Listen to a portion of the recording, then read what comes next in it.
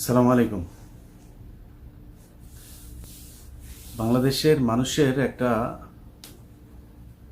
Common একটা সমস্যা আছে, সেটা হচ্ছে যে এরা খুব সহজে খুব দামি জিনিস পেতে চায়। ধরেন, শেখ হাসিনার সরকার গত 15 বছর ধরে বাংলাদেশে ক্ষমতায়। আচ্ছা, এই 15 বছরের ভেতরে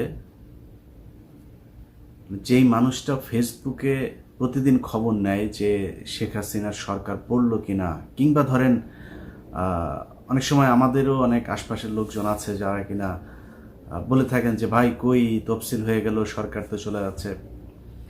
আওয়ামী লীগ সরকার আজীবন ক্ষমতায় থাকবে, জীবনেও শেখ হাসিনাকে কেউ সরাইতে পারবে না। বাংলাদেশের সব বিরোধী দল, সব মানুষ, সব যদি নেমে আসে, তারপরে শেখ হাসিনাকে বাংলাদেশে কেউ কখনো সরাইতে পারবে। শেখ হাসিনা যতদিন বেঁচে থাকে ততদিন বাংলাদেশের প্রধানমন্ত্রী হিসাবে থাকবে। খুশি তো? মানে যাদের ধরেন আমরা যারা সরকারের বিরুদ্ধে কথাবার্তা বলছি দীর্ঘদিন ধরে, আমরা সরকারের পতন চাই। আমি আমার কথা বলি, আমার নিঃশ্বাস যতক্ষণ থাকবে, আমাকে যদি এই পৃথিবীর সব কিছু দিয়ে দেওয়া হয় যে এই পৃথিবীর সব কিছু আমার, তারপরে শেখ হাসিনাকে সাপোর্ট করতে হবে, আমি জীবনে পারবো। আমার নিঃশ্বাস যতদিন থাকবে, আমার মস্তিষ্ক যতক্ষণ সুস্থভাবে কাজ করবে, আমি ততক্ষণ পর্যন্ত শেখ হাসিনাকে কখনো সমর্থন করব না। এর কারণ কি? কারণ অনেকগুলো। আমার কাছে সবচাইতে বড় কারণ যেটা, সেটা ওই যে সিলেটে মনে আছে একজন মসজিদের ইমাম শুক্রবারে ইসকনের বিরুদ্ধে খুতবা দিয়েছিল। শনিবার সকাল ভোরে ফজরের আজান দিতে গিয়ে মুয়াজ্জিন সাহেব দেখেন যে ইমাম সাহেবের লাশ ঝুলে আছে মসজিদের ফ্যানের আংটার সাথে। আমার সমস্যা হাজার হাজার আলেমদেরকে জেলখানায় ঢুকিয়ে রেখেছে শুধুমাত্র মূর্তির বিরুদ্ধে ফতোয়া দেওয়ার কারণে। আমার সমস্যা মোদি বাংলাদেশে সফরে যাবে, সেই সফরকে সফল করার জন্য, ভারতকে খুশি করার জন্য 11 জন নিরীহ আলেমকে হত্যা করা হয়েছে গুলি করে। এখন শেখ হাসিনা যদি সারা জীবন টিকে থাকে, আপনি শেখ হাসিনার পক্ষে কাজ করবেন? যদি করেন, ওই যে তিনশের মোবেল চৌধুরী, শমশের মোবেল চৌধুরী টৌধুরী আছে না কয়েকজন, তারা এখন 300 আসনে দিবে। এরকম বহু 2 টাকা দামের রাজনীতিবিদ, সাংবাদিক, কলামিস্ট, বুদ্ধিজীবী অনেক কিছু আছে। এরা প্রতি রাতে এরা যেভাবে মানে আপনার কি বলে রাজনৈতিক দল নিজের চিন্তা ভাবনা, নিজের আদর্শ বদলায়, এদেরকে দেওয়া সম্ভব। আমি পারবো না। আপনি যেই মানুষটা কিনা মনে করছেন যে শেখ হাসিনাকে দেখা যাচ্ছে তফসিল ঘোষণা করেছে, সব কিছুই তো শেখ হাসিনা করে ফেলছে, তার মানে শেখ হাসিনা ক্ষমতায় সারা জীবন থাকবে। তো সারা জীবন ক্ষমতায় থাকবে, আপনার সমস্যা, আপনার লাভ আছে কোনো? আপনি এই সরকারের পতনের জন্য কি করেছেন? বহু মানুষ আছে জ্ঞান দেয়, ইলিয়াস ভাই এই যে এইটা একটু বলবেন, এই কথাটা একটু বলেন, এই যে আমি কিন্তু এই জিনিসটা জানি, আমার কাছে বিশাল এক তথ্য আছে। তা আমি বলি আপনি একটু আসেন, লাইভে আসেন।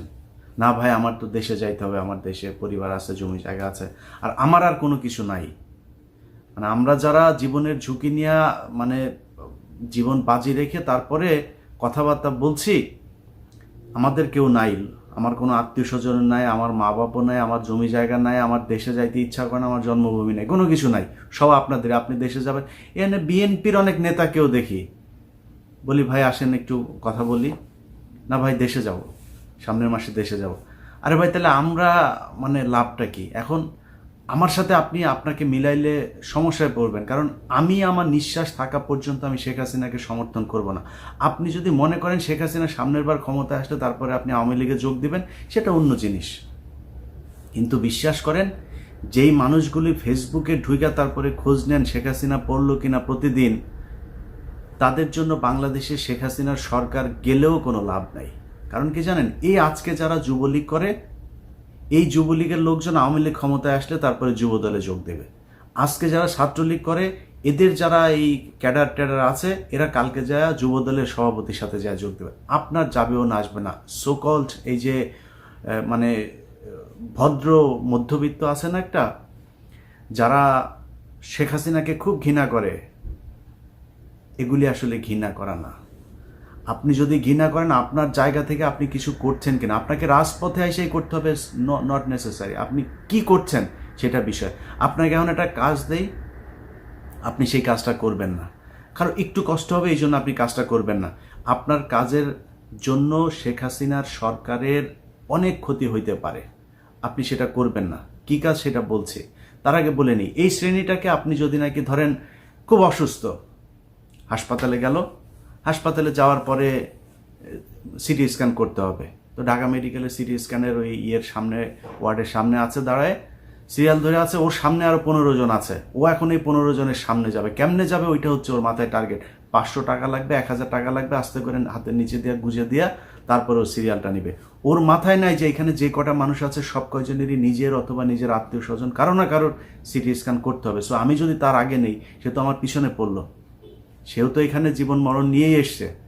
আমি কেউই যদি টাকা না দিতাম, তারা জোর করে টাকা নিতে পারতো? এইভাবে আমরা ঘুষ করি। এখানে আপনি আমেরিকাতে যদি যান, বিশাল রমরমা বাণিজ্য, হালাল খাবারের দোকান, সবাই হালাল খাবার খুঁজে বেড়ায়। কিন্তু আপনি যে ইনকামটা করেন না, যেই টাকাটা দিয়ে আপনি হালাল খাবারটা কিনবেন, ওই টাকাটা কোত্থেকে আসছে? ওইটা যদি হারাম জায়গা থেকে আসে, ওইটা নিয়ে কারোর কোনো সমস্যা নেই, খাবারটা হালাল হইলেই চলবে। এরকম খুব সস্তা ধার্মিক বাঙালি, এই সোকল যে মুসলিম, এদের জীবনে কোনো দিন পরিবর্তন আসবে না।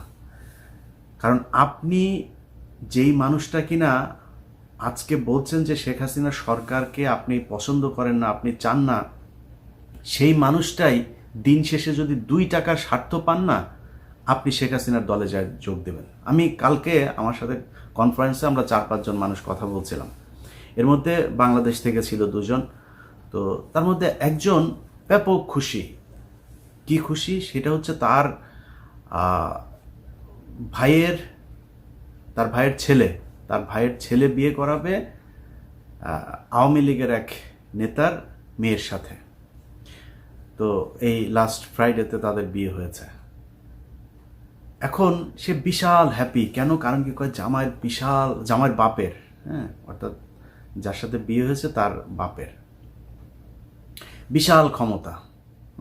তো কি ক্ষমতাটা হচ্ছে আপনার এই যে আওয়ামী লীগের শেখ হাসিনার সাথে নাকি তার প্রচুর ছবি আছে, বাসায় নাকি প্রচুর ছবি ঝুলানো শেখ হাসিনার সাথে।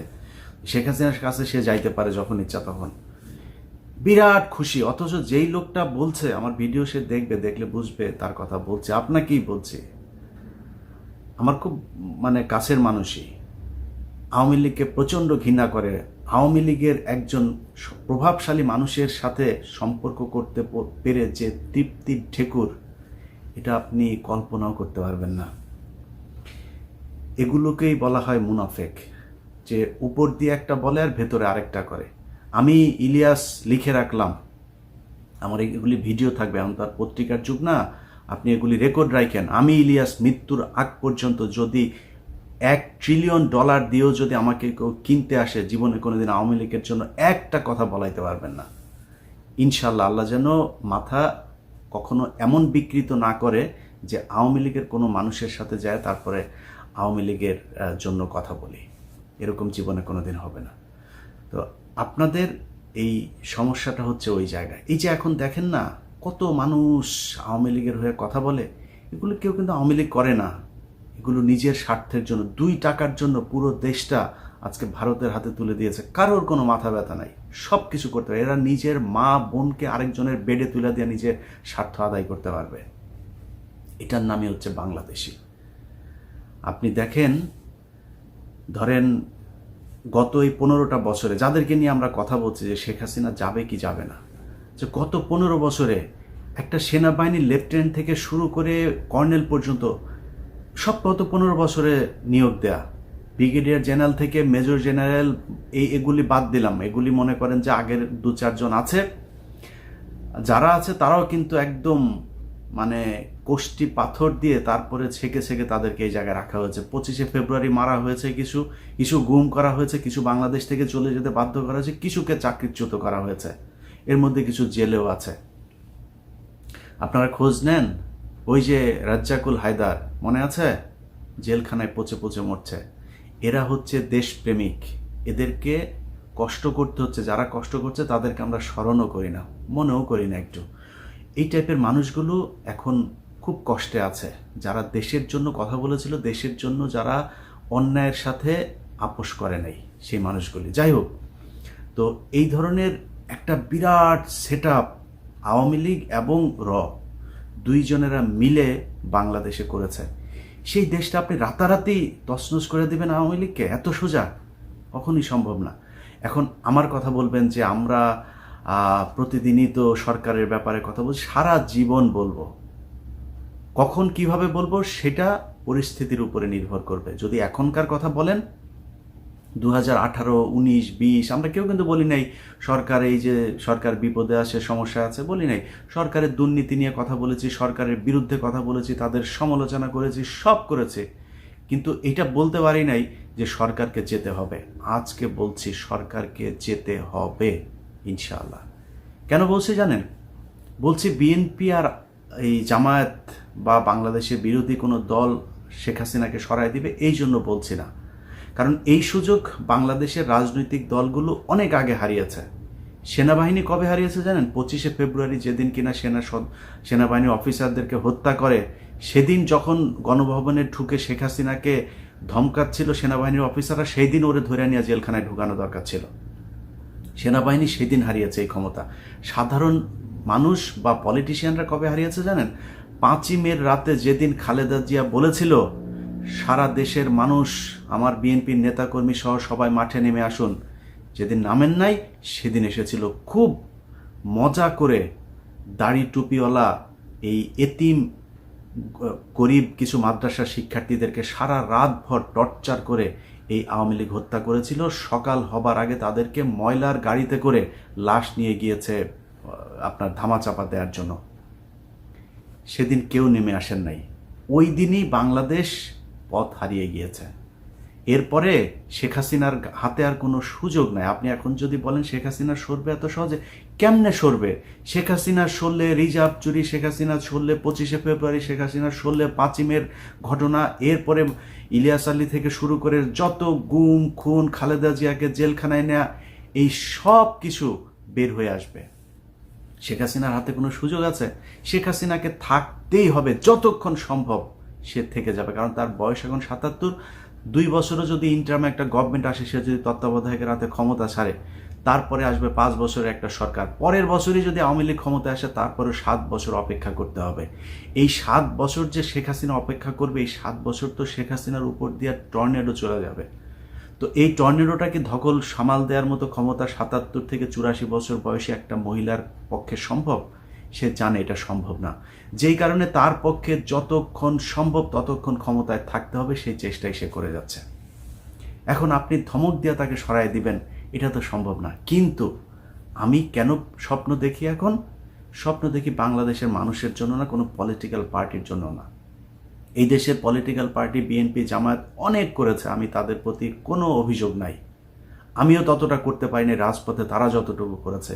জীবন দিয়েছে, রক্ত দিয়েছে, পরিবারের মানুষ হারিয়েছে, জেল খেটেছে, অর্থ সম্পদ সব নষ্ট করেছে। তাদের প্রতি আমার কোনো অভিযোগ নাই। কিন্তু আপনাকে বুঝতে হবে যে একটা গণতান্ত্রিক সরকারকে আপনি আন্দোলন করে, বিক্ষোভ করে তারপরে সরাতে পারবেন। এটা তো গণতান্ত্রিক কোনো সরকার না, স্বৈরাচার। স্বৈরাচারের সাথে যুদ্ধ করতে হলে আপনাকে ওই কায়দায় যুদ্ধ করতে হবে, যেমনটা এর আগে জাসদ করেছিল। শেখ মুজিবকে সরাতে যা করতে হয়েছিল, এখন সেটাই করতে হবে। এখন আপনি আপনার এলাকায় আপনার পরিচিত লোকজন যারা আছে তাদেরকে নিয়ে কি করবেন সেটা আপনার ব্যাপার, এটা সোশ্যাল মিডিয়াতে বলার বিষয় না, কিন্তু সেটা আপনাকে করতে হবে।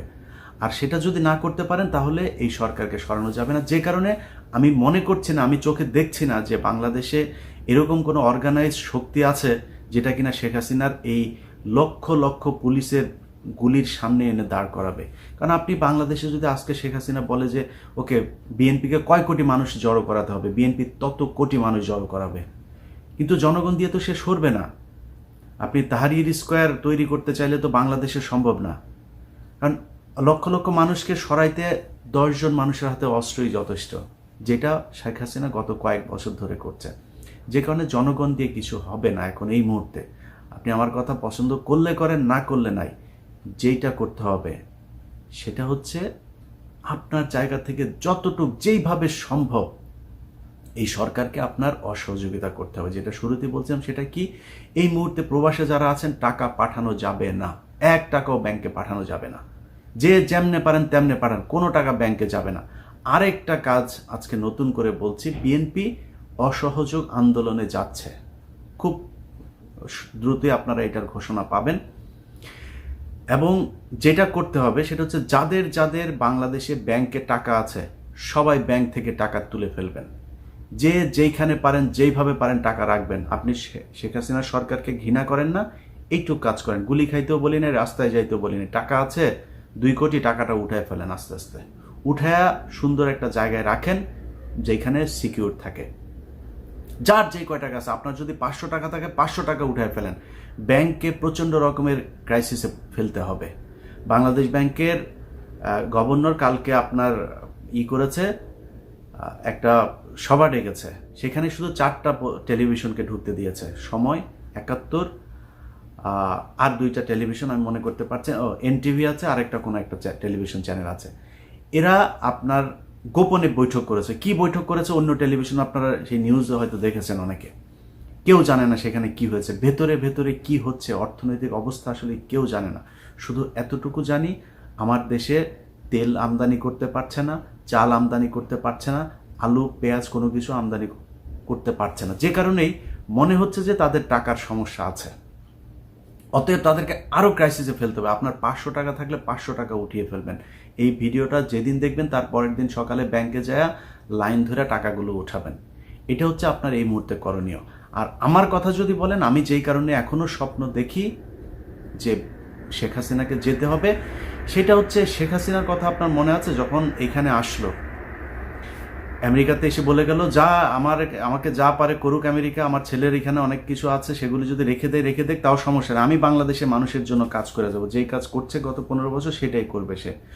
তো এটা কেন বলেছে, সেটা 15 তারিখের পরে সজীবজের জয়কে আপনারা দেখছেন, যখন এখানে তার সম্পত্তি সব কিছু বাজেয়াপ্ত করে তাকে পাঠিয়ে দিয়েছে, তখন আপনার এখন সে দেশে গিয়ে বড় বড় কথা বলছে। তার ওই অনুষ্ঠানে চেহারাটা দেখেন, বিধ্বস্ত এক চেহারা। কদিন আগে যেই যৌবন থেকে মানে লোকচক্ষুর আড়ালে গিয়েছিল, বের হয়ে এখন মনে হচ্ছে 60 বছর বয়সে শেখ হাসিনার চাইতেও বয়স্ক মনে হচ্ছে। বিশাল এক ধকল গিয়েছে তার উপর দিয়ে। এরপরে আমেরিকার সাথে কি সম্পর্ক, আপনি গত কয়েকদিন ধরে যদি নাকি 71 টিভি থেকে শুরু করে কয়েকজন সাংবাদিকের কথাবার্তা শোনেন, ওদের চুলকায়, মানে এমন চুলকানি খাউজানি শুরু হয়েছে, ঠিকমতো চেয়ারে বসতে পারে না। শাড়িটা যদি উদাম করে দেখেন, দেখবেন যে পিছনে গুড়া কিরমি দাঁড়ায় রয়েছে, বের হয়ে গেছে। এরকম অবস্থার মধ্যে এরা আছে। কেন? কারণ কি জানেন? কারণ ওরা কিন্তু ঘটনাটা জানে যে আমেরিকা কি করতে যাচ্ছে, কি করতে পারে। আপনার যেইটুকু জানা দরকার সেইটুকু হচ্ছে আমেরিকা চাইলে কি করতে পারে, সেটা বেশ কয়েকটা দেশের দিকে তাকান। এখন প্রশ্ন হচ্ছে আমেরিকা চায় কি চায় না, সেটা কয়েকদিন ধরে এখনও শেখ হাসিনা সহ তার দলের নেতাকর্মীদের বক্তব্য শুনলেই আপনি বুঝতে পারবেন। এই কারণে আমি স্বপ্ন দেখি শেখ হাসিনাকে যেতে হবে, অবশ্যই ইনশাল্লাহ যেতে হবে। আপনি আমার ভিডিও দেখলে মরালাইজড হন আর ডিমরালাইজড হন, যা মন চায় তাই হন। আপনারে খুশি করার জন্য আমি কথাও বলি না, আপনাকে কষ্ট দেওয়ার জন্য বলি না, কষ্ট পাইলে আমার কিছু করার নাই। সবাই আল্লাহর কাছে মোনাজাত ধরেন যেন ফেরাউন থেকে আল্লাহ বাঁচায়। যদি যায় তাহলে তো আলহামদুলিল্লাহ, না গেলে আমার চাইতে আপনি যিনি বাংলাদেশে বসে আছেন আপনার ক্ষতি বেশি। আল্লাহ হাফেজ।